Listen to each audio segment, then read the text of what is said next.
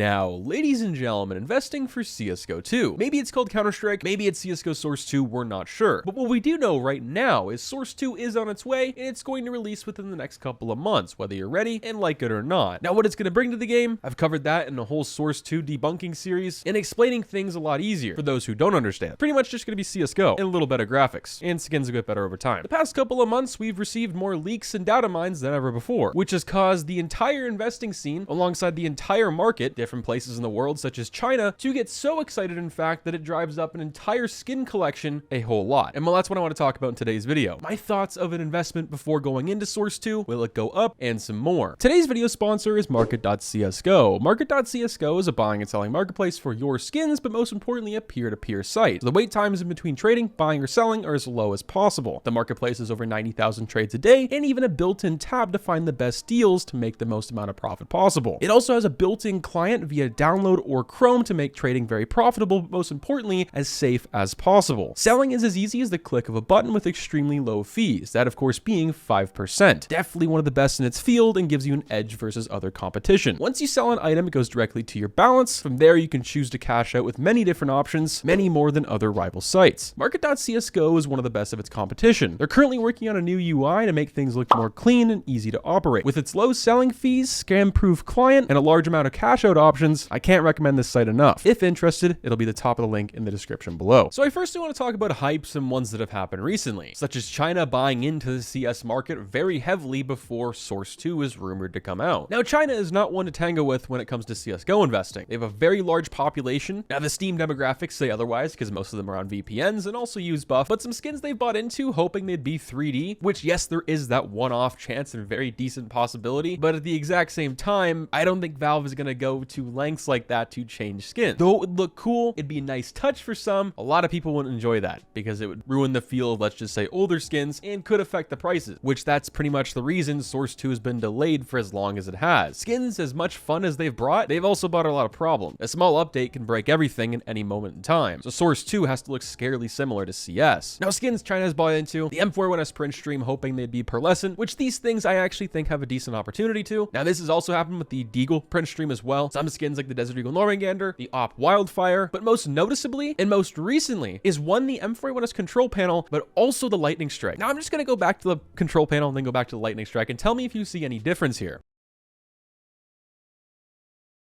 I don't know if you caught it or even noticed I switched the tab, but they're different skins completely. One is $56, which is the factory new control panel. The other one is a Lightning Strike for $593, and they have a very, very similar graph. And the reason behind that is China. They bought in just a couple weeks ago at this peak at around $700 for the Lightning Strike. Now it's back down to $6. The control panel shot up to $70. Now it is back down to $50 to $55. So that's showing what kind of force China has inside CS. I'd also like to note this is probably not the last time we're going to see something like this either. Now, if you should hop onto it yourself, that's completely up to you. I, for one, wouldn't. The best skins I think have the best opportunity to go up because of Source 2 would be the more pearlescent ones affected by lighting. Now, the Nightwish and Headshot, though they are new, probably isn't the best opportunity because they are very new. They can still be unboxed at a fairly cheap price, and those cases are probably going to drop for the next couple of years. So the color changing ones, the pearlescence, other ones to mention and note are things like the Discotheque. Dopplers also have that possibility as well, but we're not sure. You're kind of going into a blind in that sense. Now, the reason Source 2 is going to be so exciting for CS, besides the update itself, is the new people it's going to bring to the game, but also bring back who left, let's just say 4 or 5 years ago. You take Tin the Tapman for an example, or Summit 1G. Two very big streamers that are going to come back once Source 2 is out, whether they play for a week, whether they play for an entire year, they're going to be here and numbers are going to be in the game. I can almost guarantee and bet my entire Steam account, not that I would because I don't condone gambling, at least inside CS, that we're going to pull well over 2 million plus players. Now, we hit 1.4 off of a case update that was one of the worst we've seen in years. The skins itself are debatable, but the problems it came with, the bugs it shared, with the M4A4 Temuka drama, and the op duality having to replace the Doodle lore. If Source 2 comes out with even a new matchmaking system, the 128 tick we've been promised so far, or variable tick rate, sorry, things are going to skyrocket. Now, most people think with the players coming, skins are going to go up because they're going to be in demand, which I definitely think so. Now, if you want to play devil's advocate and say skins are not going to go up, there's also that part. For those who are wanting to buy in, my best suggestion would be right now to buy maybe a play skins investment. If you're playing on a daily basis, this has been proven to be one of the best ways you can earn money while playing CSGO on a daily or weekly, monthly basis. Now, if you're not playing every day, but you're playing quite frequently, maybe you don't buy the most expensive knife or expensive pair of gloves. But if you have that disposable income, you play CS on a daily basis, buy those expensive gloves, buy those expensive skins, but buy the right ones. The older, the better, most of the time, especially when it comes to knives. Butterflies, M9s, karambits, hell, even things like the Talon that are pretty new. They've all gone up. The Navaja, the least popular, least favorite knife inside CS, went up $110 for the Fade just a little over a month ago. Now it's back down, but that's my point. You want to buy in around now or whenever something goes down like that.